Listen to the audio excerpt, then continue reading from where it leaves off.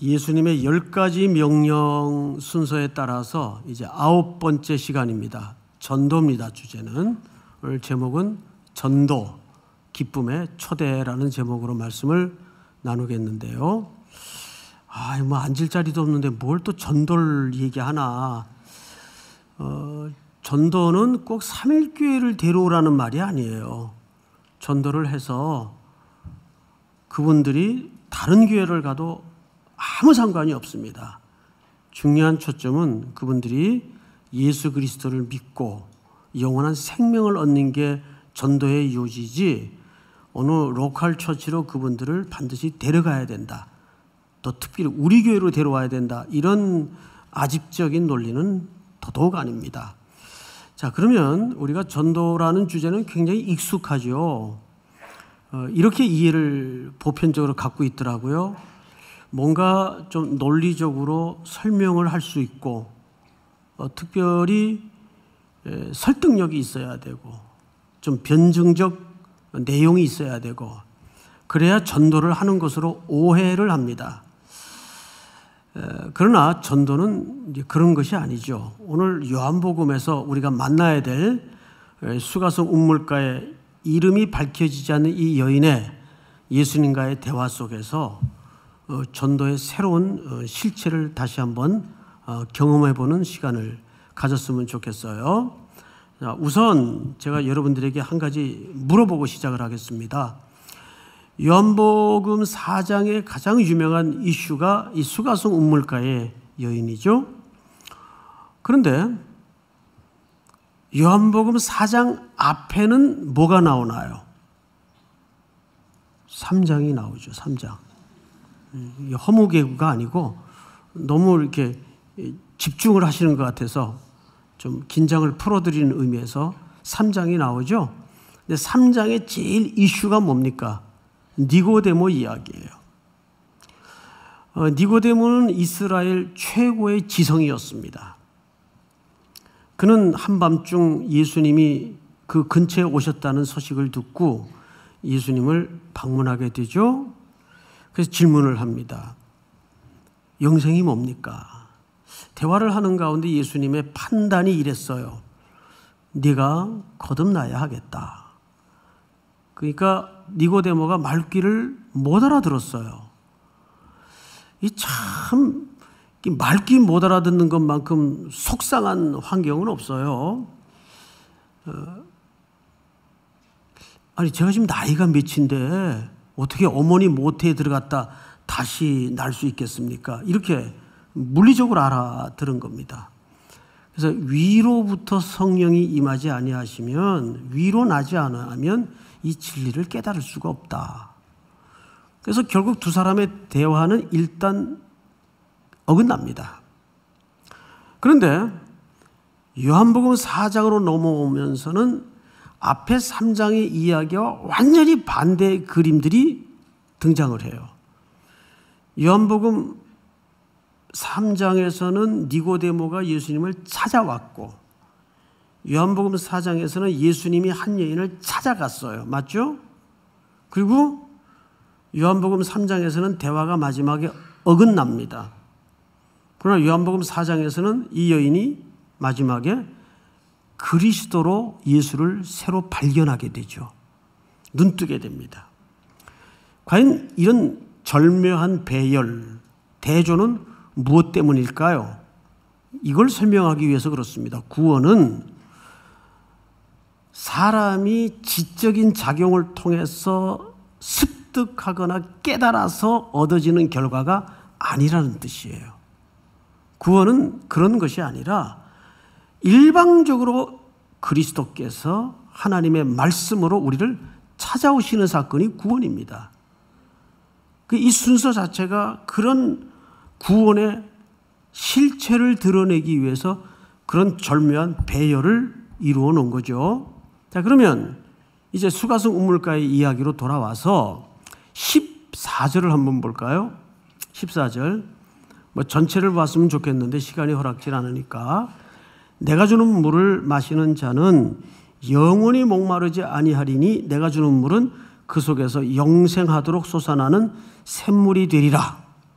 예수님이 대화 끝에 여인에게 이런 설명을 한 겁니다. 그랬더니 이 여인이 처음에는 이 여인도 말귀를 못 알아들었어요. 어머 세상에 그런 물이 있나요? 어디 제품이에요? 저 좀 소개해 주세요. 이렇게 된 거예요.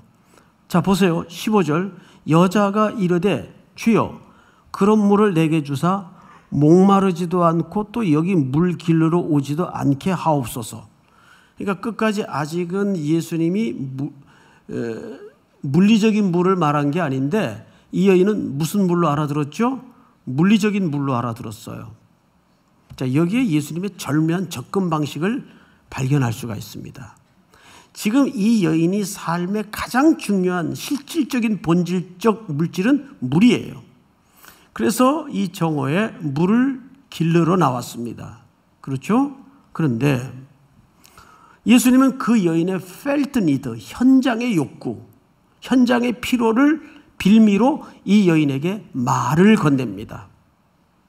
원래 사마리아 여인들 뿐만 아니라 당시 여자들은 이 랍비와 말을 섞을 수가 없어요. 또 섞어주지도 않습니다.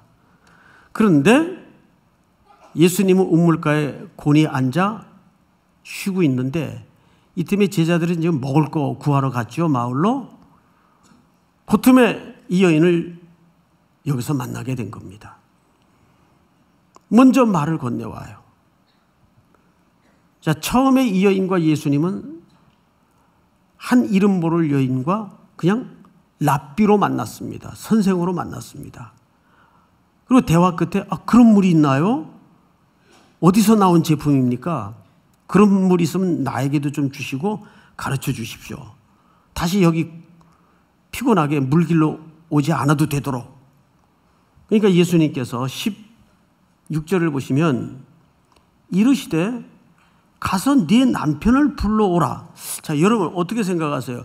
물을 얻으려면 남편을 데려와야 되나? 남편이 있는 여자만 물 주나? 그런 거예요? 여러분 이 말이 갖는 의미가 뭐냐면 이게 좀 문맥이 생뚱맞습니다. 맞질 않습니다. 앞뒤가.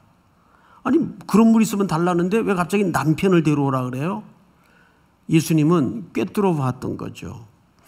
이 여인에게는 지금 실질적인 필요가 물인 것 같지만 그 실질적인 필요를 통해서 간파한 이 여인의 저 깊은 마음속에 고독을 보았어요. 삶의 허기를 보았어요. 뭔가 이 여인은 갈급해 있구나. 그래서 이 여인의 문제가 뭔지를 알았어요. 남편 데려와라. 그때 이 여인이 엄청난 얘기를 합니다. 그리고 굉장히 솔직한 여인이에요. 자, 17절을 보시면 우리 오늘 찬양을 불러주신 찬양대만 17절 우리 다 같이 시작. 여자가 대답하여 이르되 나는 남편이 없나이다. 예수께서 이르시되 내가 남편이 없다 하는 말이 옳도다. 네, 남편이 없대요. 그게 거짓말일까요? 다음 절에 보니까 분명히 예수님의 지적에 의해서 남편이 있어요.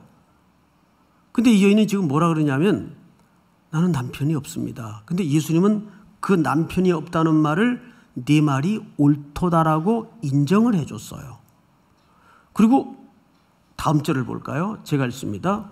너에게 남편이 몇이 있었고 5이 있었고 그리고 또 보세요. 지금 있는 자도 네 남편이니 아니니. 지금 누구나 살고 있네요. 그죠? 예, 지금 누구나 또 살고 있어요. 자, 여러분. 이게 어떻게 된 노릇일까요? 갑자기 물에서 남편 주제로 바뀌었어요. 그런데 예수님과 대화 속에 황당한 얘기가 지금 오고 가고 있어요. 여자는 남편이 없다 그랬어요. 근데 예수님은 네 말이 옳도다. 네가 남편이 5이 있었고 그래서 많은 오랜 세월 동안 많은 학자들이나 해석자들이 이 여인에 대해서 억울한 누명을 씌워왔어요. 생활이 아주 추잡한 여인, 아마 그랬을 거야. 첫 남편은 돈이 있었겠지. 돈 원 없이 써보았지만 그것도 허무하다는 걸 느꼈어. 그래서 이번에는 몸짱 남편을 찾았겠지. 몸짱하고 몇 년 살아보니 그것도 뭐 그렇게 인생의 진정한 행복을 가져다 주지 못했을 거야. 그래서 권력이 최고야. 그래서 이번에는 권력을 가진 남편을 만났겠지. 이렇게 해서 이 여인에게 온갖 쓸데없는 누명을 씌워가지고 아주 생활이 난잡한 여자로 만들어놨어요. 그러면 팩트 체크를 좀 하십시다. 자, 그 시대로 들어가서 생각을 해보세요. 아니, 그 시대가 어떤 시대인데 특별히 히브리인들이에요. 족보에 여자 이름을 넣지도 않는 문화를 갖고 있는데, 숫자에 세지도 않는 문화를 갖고 있는데, 여자가 남편을 자기 필요에 따라서 갈아치우고 선택할 수 있는 권리나 권한이 가능했던 시대인가요? 천부당 만부당한 말씀이에요. 그건 불가능한 얘기예요. 여러분, 이 여인에 대해서 밑도 끝도 없는 누명을 씌워서는 안 돼요. 그건 불가능한 얘기라니까요. 그런데 그러면 도대체 이 여인은 왜 어쩌다가 남편을 이렇게 바꿔야만 하는 슬픈 운명을 부딪히게 되었을까? 더 궁금해지잖아요. 그죠? 근데 이 여인의 대화를 쭉 보면 요한복음 4장에서 몇 가지 힌트가 있어요. 일단 예배에 늘 목이 말라있던 여자였어요. 그러고 보니까 또 그리스도를 기다리고 앙망하던 여자였어요. 이제 그 증거가 뒤에 나옵니다. 그러면 거의 좁혀지는 거의 정확한 해석 하나는 뭐냐면, 유대인들에게는 구약의 율법에 혼인법 중에 아주 독특한 법이 하나 있어요. 계대 혼인법이라는 법이 있어요. 여자가 시집을 갔는데 그 당시 결혼은 무슨 사랑과 진실이 기초한 그런 결혼 개념보다는 사실 종족 보존의 개념이 더 강렬했습니다. 아기를 낳기 전에 남편이 죽은 거예요. 그러니까 남편이 없다는 말은 정확하게 본 남편이 없다라는 얘기를 이렇게 한 겁니다. 그러면 누가 그 씨를 보존할 책임을 지냐면 그 다음 형제가 이 형수와 살아야 돼요. 그게 형수 수치법 또는 계대 혼인법이라고도 합니다. 그리고 그 남자마저 죽어요. 무슨 연고로. 그러면 그 다음이 또 이 형수와 결혼을 해서 어쨌든 이 집안에 대가 끊이지 않게 해야 될 책임을 갖도록 하기 위해서, 이 계대 혼인법이 사실은 오실 그리스도를 위해 이 혈통이 끊어지지 않도록 하기 위해서 만든 건데, 한 여인의 삶을 속박하고 구속하는 율법화 되어진 아주 악한 의미로 변형이 되고 만 겁니다. 그래서 바리새인들이 질문해도 이런 법을 빌미로 부활에 관한 질문을 하잖아요. 이렇게 남편이 죽고 해서 한 7 형제와 삶을 살았던 여자가 있었다면 천국에 가서 누구의 아내가 됩니까? 그러니까 예수님께서 거기서는 시집도 장가도 아니 가느니라.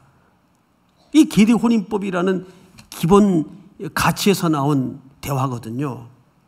그러니까 이 여인은 정확하게 얘기해서 율법이라는 구속의 굴레에 꽉 억압이 돼서 계대 혼인법에 의해서 피폐하고 사랑 없는 허무한 인생을 끊임없이 살아내야 했던 그런 여인이었다고 보는 게 정확합니다. 왜냐하면 이 여인은 예배에 목이 말라 있었고 그리스도를 기다리고 있었던 여자예요. 자, 그 다음 대화를 한번 볼까요? 18절, 너에겐 남편이 몇이 있었고 5이 있었고 지금 있는 자도 네 남편이 아니니. 그러면 지금 있는 자는 몇 번째 남편이 됩니까? 6번째 남편이 돼요. 그러면 이제 또 지금 있는 자도 네 남편이 아니라면 이제 또 몇 번째 남편을 만나야 돼요? 옳지. 7번째 남편을 만나야 돼요. 이 여인에게 온전한 인생의 행복과 만족을 채워줄 수 있는 진정한 남편, 7번째 남편이에요. 여러분, 그러면 그 7번째 남편은 누구이어야 맞는다는 얘기가 됩니까? 예수 그리스도 신랑 그리스도를 얘기하는 거예요. 그래서 이 요한복음은 7이라는 숫자의 패턴을 굉장히 중요하게 기법을 가지고 쓴 책이에요. 7가지의 기적. 또 때라는 단어가 7번 나오는데 이 때가 전부 예수 그리스도의 죽음의 때를 가리킬 때 등장하는 단어예요. 이렇게 7이라는 패턴을 통해서 구속을 설명하고 그리스도의 주되심을 설명하는 기법을 사용했어요, 요한이.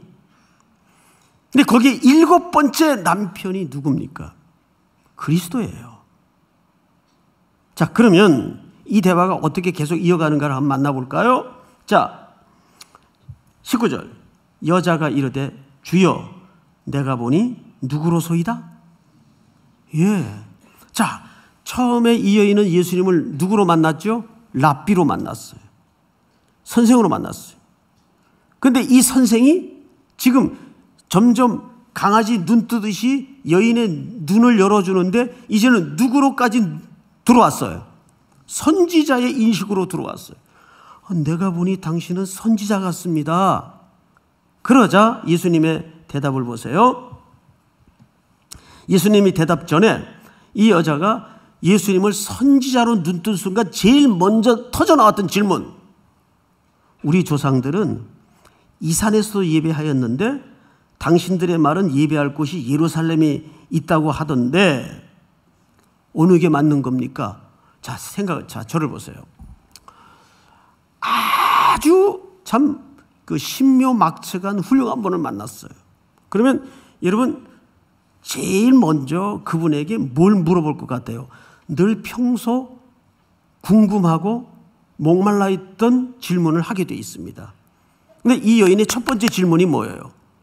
사마리아인들은 예루살렘에 가도 대접을 취급을 안 하니까 거기 가서 예배할 수가 없어요. 그래서 그리심산에다가 성전을 만들어 놓고 거기서 예배를 하는 거예요. 그런데 유대인들은 야, 거기서 예배하는 건 가짜야. 예루살렘이 진짜야. 이런 논쟁이 그때 있었습니다. 그 여인은 궁금했던 거예요. 그게 내가 매일 가서 예배를 드리는데 선생님, 아니 선지자님, 어디서 예배 드리는 게 진짜입니까? 이 질문으로 봐서 이 여인은 평소에 진정한 예배에 대해서 목마름이 있었던 거예요, 없었던 거예요? 목마름이 가득 차올라와 있었어요. 그래서 예배를 물은 겁니다. 뭐가 진짜 예배입니까? 그러자 예수님이 이런 대답을 하죠. 21절. 예수께서 이르시되 여자여 내 말을 믿으라. 이 산에서도 말고 예루살렘에서도 말고 너희가 아버지께 예배할 때가 이르리라. 너희는 알지 못하는 것을 예배하고 우리는 아는 것을 예배하노니 이는 구원이 유대인에게서 남이라. 아버지께서 참되게 예배하는 자들은 영과 진리로 예배할 때가 오나니 곧 이때라. 아버지께서는 자기에게 이렇게 예배하는 자들을 찾으시니라. 하나님은 영이시니 예배하는 자가 영과 진리로 예배할지니라. 25절 다 같이 시작. 여자가 이르되 메시아 곧 그리스도라 하는 이가 오실 줄을 내가 아노니 그가 오시면 모든 것을 우리에게 알려주시리이다. 자, 여러분, 처음에는 예배에 대해서 물었고 두 번째는 이 여자가 누굴 기다리고 있었다는 게 드러나요. 예, 오실 메시아를 기다리고 있었다는 게 드러나요. 근데 어떻게 이 여자에게 그런 누명을, 말도 안 되는 누명을 씌워요? 자, 여러분, 그 다음에 예수님이 에고 에이미 용법을 써서 이렇게 대답을 합니다. 26절. 예수께서 이르시되 네게 말하는 내가 그라 하시니라. 이게 무슨 얘기예요? 내가 바로 너희들이 기다리던 누구다? 그리스도다. 그리스도다. 경천동지할 대답을 듣는 거예요. 어마어마한 그토록 오랜 세월 구약에 기다리고 예언했던 그 메시아를 자기가 지금 이 비천한 혼혈족인 사마리아 여인이 슬픈 운명을 부딪히면서 그 고독한 삶을 끌어안고 종족 보존을 위해서 율법의 굴레에 꽉 짓눌려 피폐하게 살아가던 이 여인이 지금 누구를 대면하고 있는 거예요? 예수 그리스도, 메시아를 대면하고 있는 거예요. 그러자 오늘 본문이 바로 그 이후의 표정들입니다. 28절 보시면 이렇게 돼 있어요. 여자가 물동이를 버려두고, 이 버려두고라는 물동이를 제쳐버리고, 지금 더 중요한 게 눈에 띈 거예요. 지금까지는 이 물동이, 물은 우리가 목숨을 유지하는 가장 본질적인 물질이에요. 그런데 이것마저도 제쳐버리고 뒤로 놔버리고 어떻게 했다는 얘기예요? 동네로 들어가서 사람들에게 뭐라고 얘기하냐면 29절 다 같이 시작. 내가 행한 모든 일을 내게 말한 사람을 와서 보라. 이는 그리스도가 아니냐 하니. 자, 이제 이 본문이 굉장히 좀 난해합니다. 저분이야 그냥 쉬운 것도 난해하게 설명하는 타입인데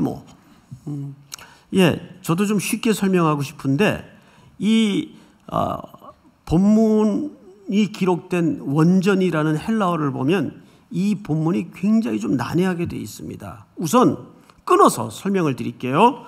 29절을 다시 보세요. 내가 행한 모든 일을 내게 말한 사람을 와서 보라. 이 보라라는 말은 강력한 명령형으로 되어 있어요. 꼭 와봐야 돼. 이런 명령형은 두 가지 경우에 쓰입니다. 아주 엄중성, 그리고 중요성과 긴박성을 강조할 때 이 명령형을 써요. 꼭 와서 봐야 돼. 긴박성과 중요성을 강조할 때 이 명령형을 쓰는데 앞에 무슨 얘기가 있어요? 내가 내 지난 모든 슬픈 과거를 다 알고 꿰뚫어 보시고 알아맞힌 어떤 사람을 만났는데 꼭 와서 봐야 돼. 여기까지 얘기했어요. 그리고 나서 그 뒷말이 이렇게 되어 있습니다. 이는 그리스도가 아니냐. 우리가 이런 앞뒤 문맥의 흐름을 따라서 이 대목을 감탄형으로 오해를 합니다. 근데 이건 감탄형이 아니에요.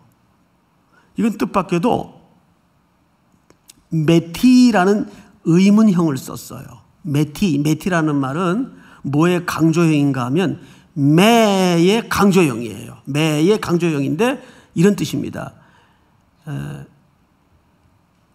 그런데 그리스도는 아닐 거야, 이 뜻이에요. 이게 의문형이에요. 그런데 그 의문형은 부정을 기대하는 의문형이에요. 그거 봐요, 내가 어렵다 그랬잖아요. 그러니까 문법대로 치자면 이 질문은 이건 감탄형이 첫째 아니고, 두 번째는 질문형인데 뭘 기대하고 의도하는 질문형이라고요? 부정적인 대답을 기대하고 의도하는 질문형이라고요. 그런데 그 중에서도 강조형을 썼어요. 쓰지 않고 메티를 썼어요. 메티. 이건 강조형이에요.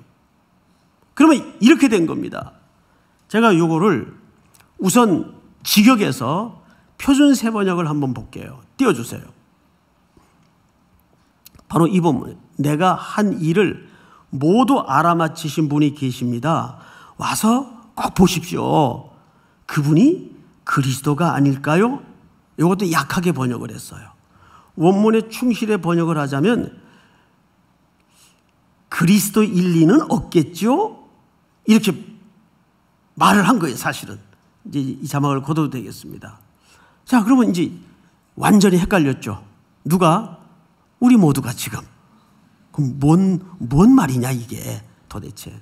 자, 이것을 그래서 요한복음 전체를 봤더니 놀랍게도 요한은 뭐의 대가인가 하면 역설 화법의 대가예요.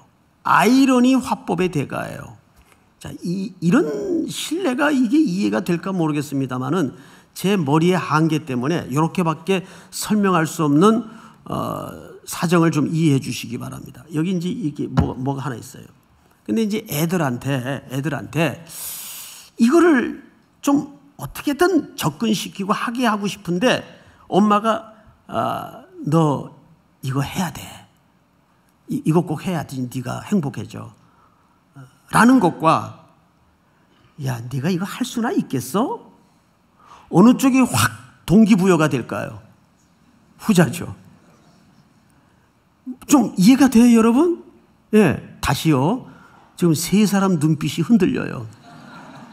끝까지 지금 못 알아듣는 것 같아요.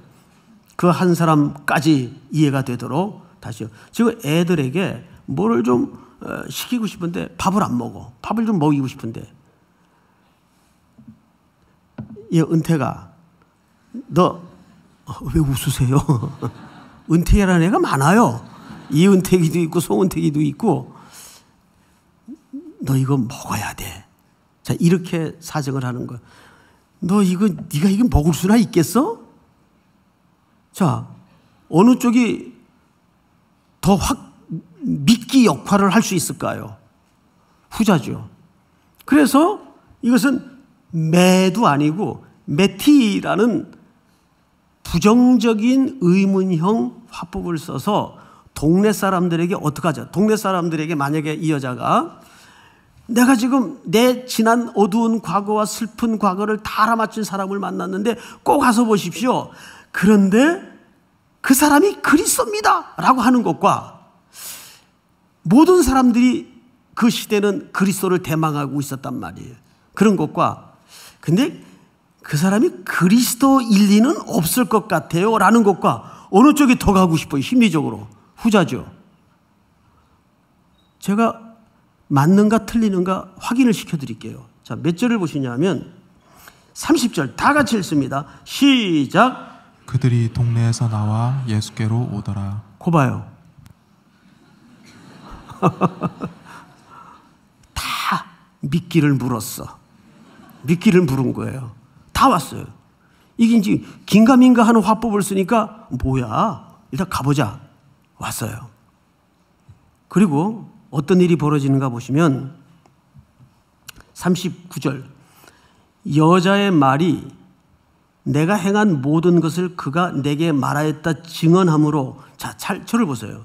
그러니까 이 여자는 설명과 설득과 논리적인 전개를 했습니까? 아니면 팩트 증언만 한 겁니까? 그러니까 사실만 얘기한 거예요. 내 지난 어두운 슬픈 과거를 다 알아맞힌 분을 내가 만났는데 일단 한번 와서 봐. 이렇게 된 거죠. 자, 그러자 39절 그 동네 중에 많은 사마리아인이 예수를 믿은지라. 이 여자가 말한 건 논리적인 전개가 아니에요. 어떤 예수님에 대한 설명이 아니에요. 그냥 객관적으로 증언한 거예요. 볼까요? 42절을 한번 다 같이 읽어보십시다. 시작. 그 여자에게 말하되 이제 우리가 믿는 것은 내 말로 인함이 아니니 이는 우리가 친히 듣고 그가 참으로 세상의 구주신 줄 알미라 하였더라. 아멘. 이게 무슨 뜻입니까? 이 여자가 논리력이 있어서 화법이 뛰어나서 설득력이 있어서 믿은 거 아니라 그 말이에요. 이 사람들은 예수의 뭐를 듣고 말씀을 듣고 믿은 거예요. 그러면 이 수가소 운물가의 여인은 무슨 역할만 한 겁니까? 동기를 촉발하는 역할만 한 거예요. 우리는 보통 어떻게 오해를 하냐 하면 내가 말빨도 떨어지고 설득력도 없고 대인 기피증도 있고 해서 나 전도 못해요. 그거는 전도에 대해서 완전히 잘못 이해하고 있는 태도예요.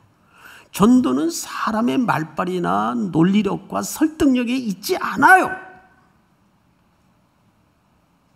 우리는 뭐만 하면 되냐면 팩트에 대해서 증언하는 자예요. 증언하라고요. 그것도 못해요? 자, 성경을 보세요. 42절을 보시면 이제 우리가 믿는 것은 네 말로 인함이 아니니 믿으십니까? 네 말로 인함이 아니니 예수님의 말씀이 그를 믿게 했다고요. 온 동네 사람들이. 그런데 보세요. 한 여인의 동기가 이 구원이 마을 전체에 이르는 놀라운 확대 재생산의 역사가 나타난 거예요. 게다가 더더욱 놀란 것은 뭐냐면 예수님의 발언이에요. 35절을 볼까요? 너희는 넉 달이 지나야 추수할 때가 이르겠다 하지 아니하느냐? 이건 물리적인 추수를 얘기하겠죠. 그러나 나는 너희에게 이르노니 너희 눈을 들어 밭을 보라. 희어져 추수하게 되었도다. 일찍이 벼가 익었나요? 그 얘기가 아니죠. 예수님의 이야기는 물리적 밭을 얘기하는 겁니까? 이 영혼의 세상적인 밭을 얘기하는 겁니까? 그렇죠. 물리적인 밭을 얘기하는 게 아니라 세상의 밭을 얘기하는 거예요. 보니까 누구든지 가서 난만 되면 이미 무르익어서 툭툭툭 떨어지게 돼 있더라고요. 그것도 안 해요? 그러면서 이런 얘기를 이어하죠. 36절. 거두는 자가 이미 삭도 받고 영생에 이르는 열매를 모으나니 이는 뿌리는 자와 거두는 자가 함께 즐거워하게 하려 함이라. 거두는 자가 이미 뭘 받았어요? 여러분은 거두는 자여야 하는데 여러분 삭슬 받았나요? 안 받았나요? 받았어요? 안 받았어요? 대답을 좀 하세요. 예? 받았어요? 안 받았어요? 받았죠. 어떤 사람은 받은 기억이 없죠. 제가 기억을 재생시켜 드릴게요. 회복시켜 드릴게요. 여기 삭은 뭐냐면 어떤 노동의 대가를 얘기하는 게 아니라 우리에게 거저 임한 구원의 값을 얘기하는 거예요. 그 구원의 값은 대가로 받은 겁니까? 은혜로 받은 겁니까? 그런데 그걸 삭스로 인정하셨다고요. 그러니까 더더욱 은혜죠. 삭은 노동의 대가가 삭 아니에요. 그런데 우리에게 공짜로 임한 구원을 하나님이 삭스로 인정했다고. 그러니까 그것은 우리의 뭡니까? 구원의 기쁨이고 즐거움이고 은혜죠. 그 기쁨으로 전도하라 그 말이에요. 그런데 우리는 어떻게 이해를 해왔습니까? 전도해야 하늘의 상급이 많아진다 해서 전도를 공로주의로 바꿔버려요. 아니에요. 전도를 많이 하면 하늘에서 금멸유관을 쓰고 우리 주일학교 때 그렇게 배웠어요. 전도 안 하면 저 하늘나라에 가서 개털마저밖에 못 쓰고. 응? 물론 선생님들이 강조하느라고 가르친 순진한 예와 이겠지만은 그게 너무 깊게 인식이 돼 있어서 전도마저도 공로로 바꿔버린단 말이에요. 전도는 내가 상급받기 위해서 하는 게 아니고 우리는 이미 삭슬 받은 아무것도 한 일이 없는데 예수님이 대신 떨어지셔서 미랄이 되어 그 열매를 그냥 우리가 받았어요. 맞습니까? 틀립니까? 그러니까 우리는 그것이 나에게 거저 임한 은혜로 그 기쁨과 즐거움 때문에 예수님의 부름 앞에 하나님의 추수의 부름 앞에 참여자로 나서는 거예요. 그러니까 심는 자와 거두는 자가 함께 즐거워하도록. 보세요. 지난주 헌금 설교하면서 제가 뭐라고 말씀을 분명히 드렸죠? 헌금이라는 것은 하나님의 일에 초대하시는 기쁨이다. 초대하시는 사랑이다. 그 기쁜 일을, 그 복된 일을 내가 사랑하는 너희와 함께하고 싶다는 초대가 헌금의 개념이라고 말씀을 분명히 드렸어요. 그렇죠? 그런데 전도도 마찬가지란 말이에요. 여러분 낫 안 들고 안 나가면 하나님께서 전지전능하신 분인데 그 역사 일으키지 못할까요? 하세요. 그러나 그 추수의 기쁨에 우리를 전도라는 선교라는 명목으로 뭐 하시는 겁니까? 초대해 주시고 불러주시는 거예요. 이것이 바로 전도의 본질적인 생리입니다. 자, 한 가지만 더 레퍼런스 구절을 보고 마치겠습니다. 로마서 10장을 띄워주세요. 이거 아주 중요한 본문인데 누구든지 주의 이름을 부르는 자는 뭘 얻으리라? 구원을 얻으리라. 다음 절 시작. 그런즉 그들이 믿지 아니하는 일을 어찌 부르리요? 듣지도 못한 일을 어찌 믿으리요? 전파하는 자가 없이 어찌 들으리요? 자, 멈추어 서서 잘 생각해 보세요. 아주 객관적으로 생각을 해보세요. 내게 임한 구원은 결국 내 안에서 습득되어지고 깨달아져서 이게 구원이구나 하고 이렇게 자동 발생한 겁니까? 아니면 누군가 어쨌든 외부에서 가르쳐주고 전해준 겁니까? 후자죠. 이게 뭔지 아세요? 그러니까 전도하라는 말이 아니고 구원과 그 구원의 본질이 뭐냐 하면 내 안에서 깨우쳐진 게 아니라는 얘기예요. 누군가 나에게 전해줬다는 것은 그것이 예수님으로부터 시작해가지고 밖에서 온 것이라 그 말이에요. 내게 구원의 이유나 근거나 기초가 없다는 얘기를 그렇게 하는 거예요. 구원이라는 것은 외부로부터 온 것이다.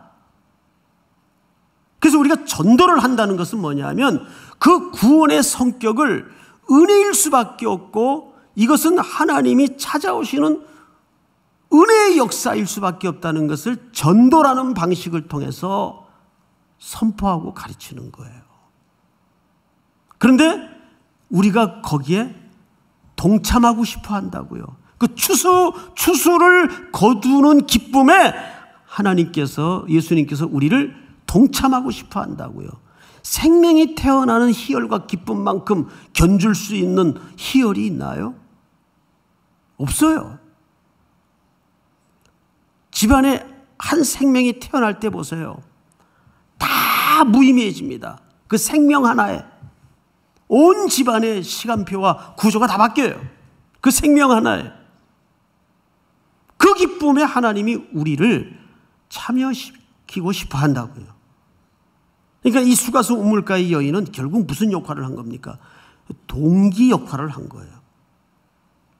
나머지는 누가 하세요? 하나님이 하시는데 마지막에는 거기에 왜 우리를 부르시는가? 그 기쁨에 같이 이걸 경험하자. 할렐루야. 숙제.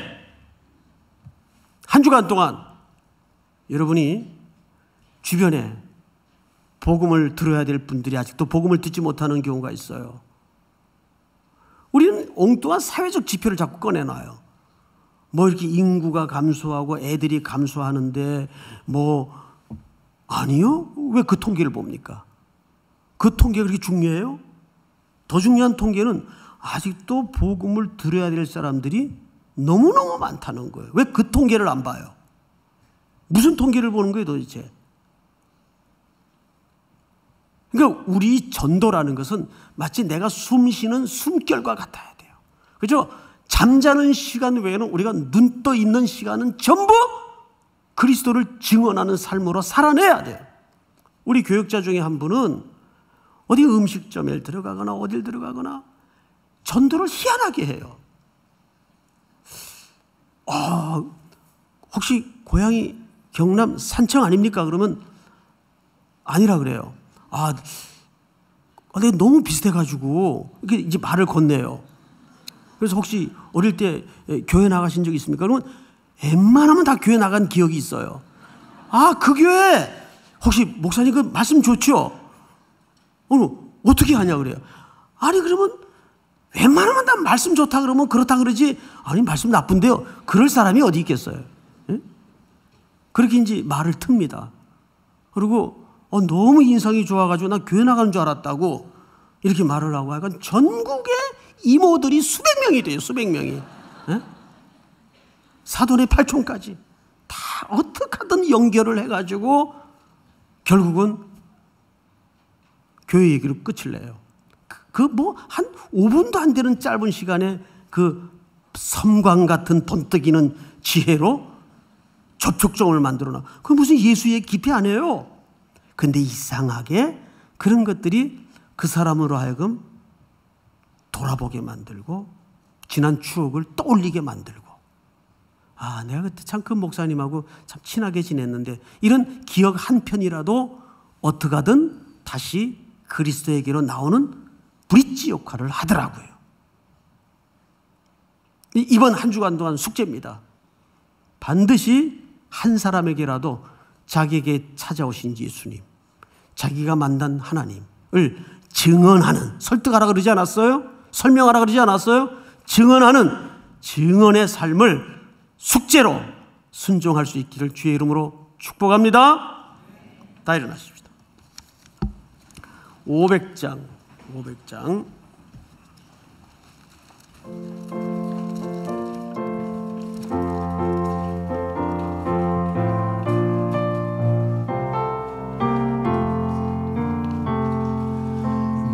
위에 생명줄 던지어라.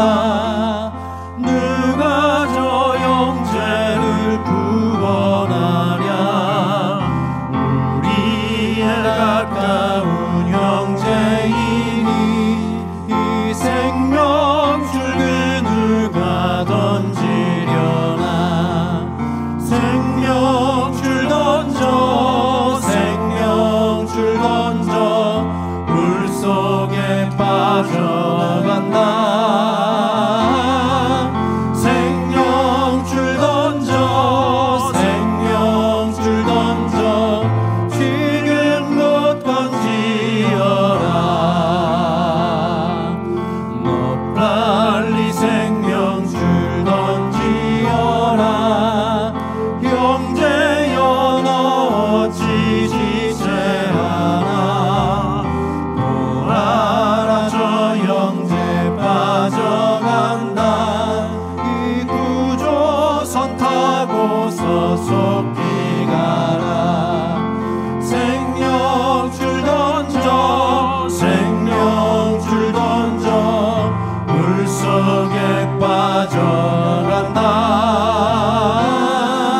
생명줄 던져, 생명줄 던져, 지금 곧 던지어라. 4절합니다. 위험한 풍파가 곧 지나고, 위험한 풍파가 곧 지나고, 건너편 언덕에 이르리니. 형제여 너 어찌 지체하나. 형제여 너 어찌 지체하나. 생명줄 던져서 구원하라. 생명줄 던져서 구원하라. 생명줄 던져, 생명줄 던져, 물 속에 빠져간다.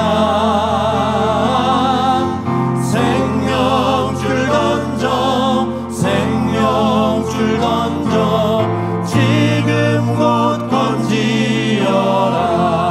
던지어라. 우리 한번 기도합시다. 꼭 내가 이번 한 주간 동안 순종하여 내 삶을, 그리스도를, 하나님을 증언하기로 순종하겠습니다 해야 될 그 대상들을 놓고 기도하십시다. 언제 사람의 운명은 마지막을 맞을지 누구도 모릅니다. 오늘이 될지 내일이 될지 아무도 모릅니다. 늘 우리는 종말적 시각이라는 것은 오늘이 내 생의 마지막 날처럼 사는 것이 종말적 시각입니다. 오늘 당장 그분에게 이 복음을 증언하지 않는다면 복음을 알고도 침묵했던 우리들에게 그 핏값을 묻겠다고 주님은 말씀하셨습니다. 우리 이 시간 다 같이 한번 주여 부른 다음에 내 모든 전 인생이 선교하고 전도하는 인생이 될 수 있도록 도와주시옵소서. 주여.